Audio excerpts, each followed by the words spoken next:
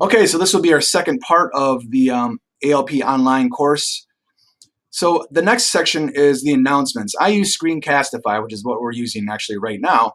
The Google Chrome web design allows you to have 50 freebies a month, which I take advantage of.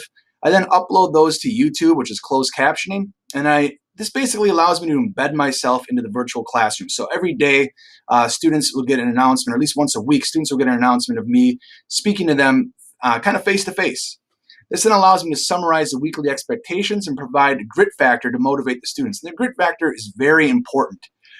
This basically allows me to tell students that, encourage them to keep pushing forward. Many of the TRS students their struggles are basically lack of confidence. So constantly reinforcing your expectations, and also that the students can get through the semester without too much difficulty is an important element of the course.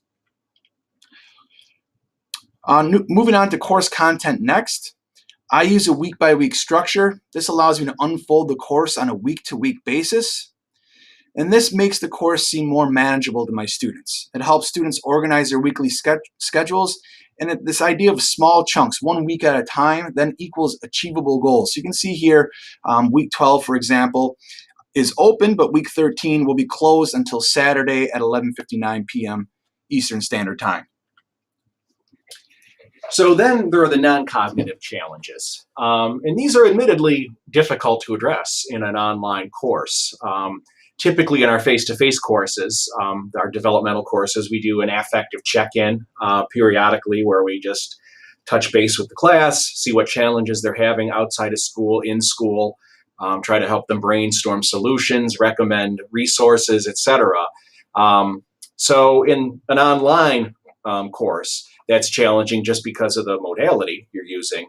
Also, I think because the students, come at online courses with, the attitude that I'm just going to do it, I'm going to get the job done, and I'm not going to do much extra, which is understandable. But you want to engage them in that because it can, it can really benefit them. So like I said, many of them are faced with challenges way beyond their control or our control, right? They're a flat tire or a missed shift away from stopping out of school. Online education has the benefit that it can help them overcome some of those things. So even though their car is broken down, if they still got internet access at home, they can keep going to class, so to speak. But there's other things that you're drawing away their time, their energy, their bandwidth, basically, their brain bandwidth. So what I do in the class is I do a lot of organizational and planning stuff at the beginning of the semester. Initially, for the first several weeks, the students would do an assignment every Monday that was due, I think, Tuesday night, where they laid out their assignments for that week, kind of a to-do list, so that they knew when they had to do the work and whatnot. Sometimes they'll put it off and then they don't get to it. Try to teach them effective communication with faculty and peers. So give them some feedback on the way they're communicating online. Often they lack confidence, so giving them some encouragement can really help. I do a lot of announcements. I used, when I was teaching it, the text announcements, but very often my announcements would simply be things like, hey, we only have 4 weeks left. You can do it. And try to put things in perspective for them. You may find, I know I have found, and many of my colleagues here at MCC, that students suddenly stop attending, especially toward the end of the semester, and it's very frustrating. Some of them are doing extremely well, and then they're just gone. So you want to try to, try to avoid that, and try to intervene if they're doing any self-sabotage, which they can sometimes do for whatever reason. So here we have, the to-do list. They do a to-do list, a daily schedule. What I would do often each week when I taught both the TRS 105 standalone and the ALP online is I'd give them a to-do list at the top of the folder every single week. Here's what you do, 1, 2, 3, 4, 5, so they could keep referring back to that. I think it helps to make them feel less overwhelmed.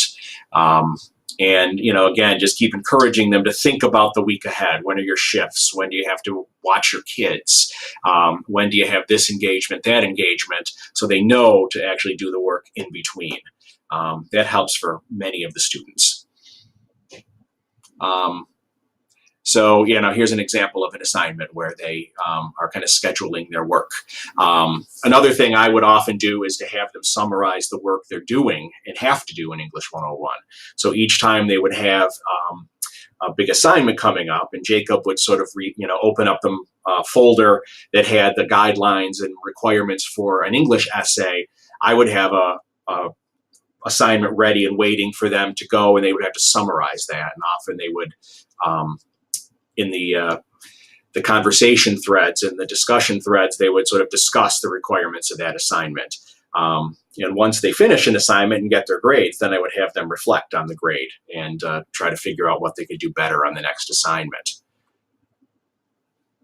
And here again is an example, discussion board, and there they can help each other. The community building is very important. Again, more challenging in online because they're there just to get the job done, and they're not necessarily as enthusiastic about interacting sometimes. But if a couple of them can make a connection and they're messaging each other about their problems, sometimes they help each other out, or at least they create a sense of accountability and community, so they keep coming back.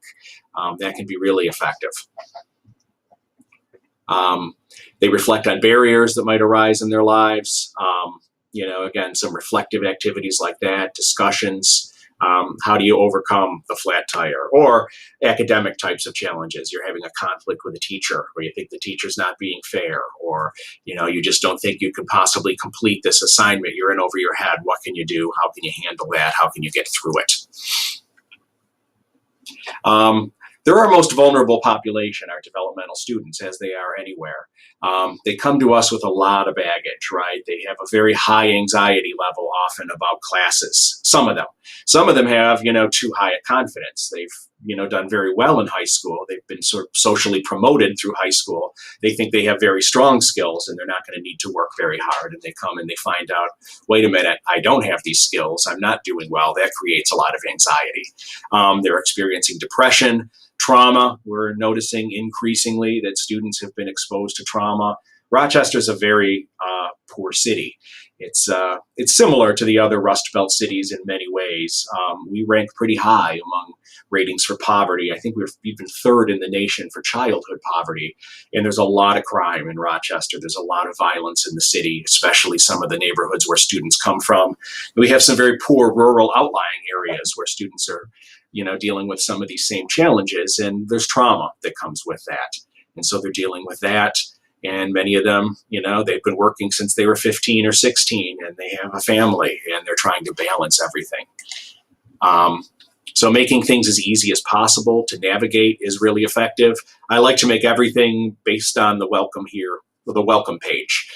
They go there, the weekly folders are there. They click on the folders and the work is in the folders. It's easy in Blackboard to, get a little over-organized, I think, where you have folders with subfolders inside of them. And that makes a lot of sense when you're building the course, but what it results in sometimes is students having to click and click and click and getting very confused. They feel like they're in a maze. So keeping it as simple as possible can be really effective. Linking to tutoring services, to Blackboard help, providing all that kind of information in your course can be really helpful. And using things like Screencastify, VoiceThread, putting yourself in there. You're a person. Here's a video of you. They can make that connection. And emphasizing that grit factor. Hold on, white knuckle it through. You can make it. Try to keep them moving.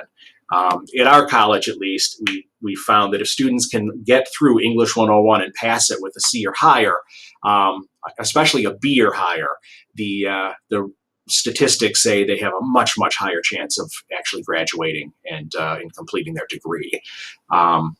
And let them collaborate. They can feel isolated anyway, but especially in an online course. So if they feel connected, they're more likely to keep coming back. A lot of them struggle with reading comprehension. Like I said, that's why we added that reading CLO into TRS 099. So we do a lot of assignments that reinforce the reading skills.